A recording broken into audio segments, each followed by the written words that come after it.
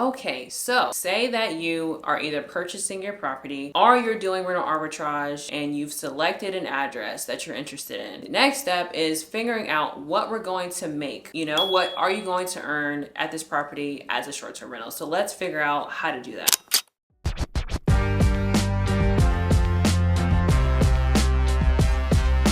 If you're purchasing it, you have to think about what is your mortgage payment going to be after taxes and all that. So you gotta keep that figure in mind. Now, if you're doing rental arbitrage, you're gonna rent it, figure out what your rent payment is going to look like. Whatever that figure is, keep that in mind. You're gonna wanna visit airdna.co and paste the address, and they have something that's called a calculator. So paste the address of the property, whether you're buying or whether you're doing rental arbitrage, into their system when it's like under calculator. So it might kind of spit out a certain amount of bedrooms and bathrooms that the property has, so you're going to want to adjust those if the information is not correct on there already at airdna.co. And then you're also going to want to adjust the amount of individuals who can stay at the property as well. So if you know you want to have a max of 8 people, but it says 4, adjust that to 8 people right there, so you can figure out what we're working with. So once you select update, if you had to update anything, it's going to tell you your projected revenue for, you know, annual income for that property. Now, of course, to figure out what is your monthly revenue, you have to divide the projected revenue that's annual divided by 12 to see what your monthly revenue would look like. Now, airdna.co is pretty conservative, but you can be even more conservative. So they might say this income is based on a 79% occupancy rate. So you can deduct even more income from a 50% occupancy rate. So I want you to be very conservative, whether you're buying or whether you're doing rental arbitrage. Be very conservative. Figure out what is the worst case scenario. What's it going to look like if I have 50% occupancy in this property? Now, I do recommend not moving forward when you're doing rental arbitrage, specifically if you don't see at least like $2,000 above what you're paying in rent. I don't even think it's a good idea. So it needs to be projecting several $1,000s over the rent payment, because you still got to pay for utilities, maintenance, and what if you don't have a high occupancy 1 month and it's like a slow month. So you need to have that all in mind when you're calculating the income. So there's also a way to do this the manual way. So let's figure out how to calculate your potential income for short-term rental the manual way. So to do this, I like to use airbnb.com because it's the most popular platform. So you have the most properties on there. So what we're going to do is we're going to compare that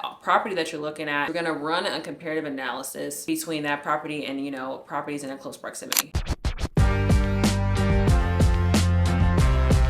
So first step, visit airbnb.com and paste the address. So don't select any days, don't select any guests, just the address and click enter. First things first, you're gonna wanna filter out any properties that don't align with yours as far as the same amount of bedrooms and the same property type. So you are gonna want to select the same amount of bedrooms you have or the same amount of beds you have. Like say it's a 4-bedroom, you're gonna want to select 4 bedrooms. Same thing goes with the property type. So if it's a private bedroom, for example, then you're gonna wanna select that, or if it's a, you know, entire home, you're going to want to select that. Now, I want you to find at least 3 to 5 properties that are very close to yours, as close as you can get, that are the same size as yours, that have similar, you know, renovations. So if yours is newly renovated, look at the newly renovated homes, for example, and you're going to want to collect 3 to 5 properties that are similar and go ahead and jot those down on document. For each property that compares to yours, your 3 to 5 properties, go ahead and select a full month on their calendar and see what pops up as their monthly revenue. No, you're going to want to select a month instead of using the price they have per day, because prices vary based on the day of the week. So some people like me will jack up the prices a lot more on the weekends and less on the weekdays. So instead of using the day that you see, you're going to want to just select a whole month and use that as their monthly revenue of what they expect to make if it was 100% occupied. So do that for each property. So select a month for each of those properties and jot down the monthly revenue if it was 100% occupied for each property. And then take the average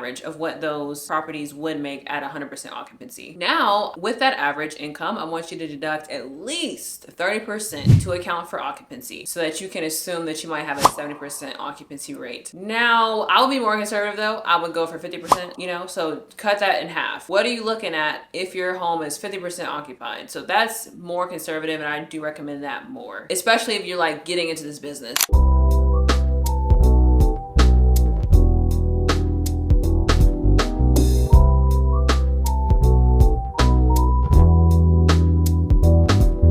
So when you're buying, you know, this is a purchase for you, you do need to make significantly more than the long-term rental market would pay you in rent. So if you're making close to the same thing in short-term rental income as you would with a long-term tenant, I don't recommend doing no short-term rental. No, do a long-term rental. It needs to make significantly more as a short-term rental than a long-term rental, or it's not worth it. It's not worth the workload, the headache, and all that. If it doesn't, and you see that, okay, the long-term rental market makes pretty much the same as the short-term market, look for another property. But for rental arbitrage, you need to make, like I said, thousands over what you're paying in rent for it to be worth it for you, because you got to keep in mind lawn care, the bills, and then don't do the best case scenario with the bills. Do the worst case scenario with what you could pay in bills. Do a very low occupancy rate, like 50%. Use that to make a decision as to whether or not you should move forward. So this is just to make sure that you're going to be profitable. So you just don't want to, you know, be stuck with a property that you're not profitable with, because not every rental arbitrage is profitable, y'all. Your rent payment needs to be low enough and your short-term rental income needs to be high enough. So yeah, just make sure it's several thousand above, you know, that rent that you're paying.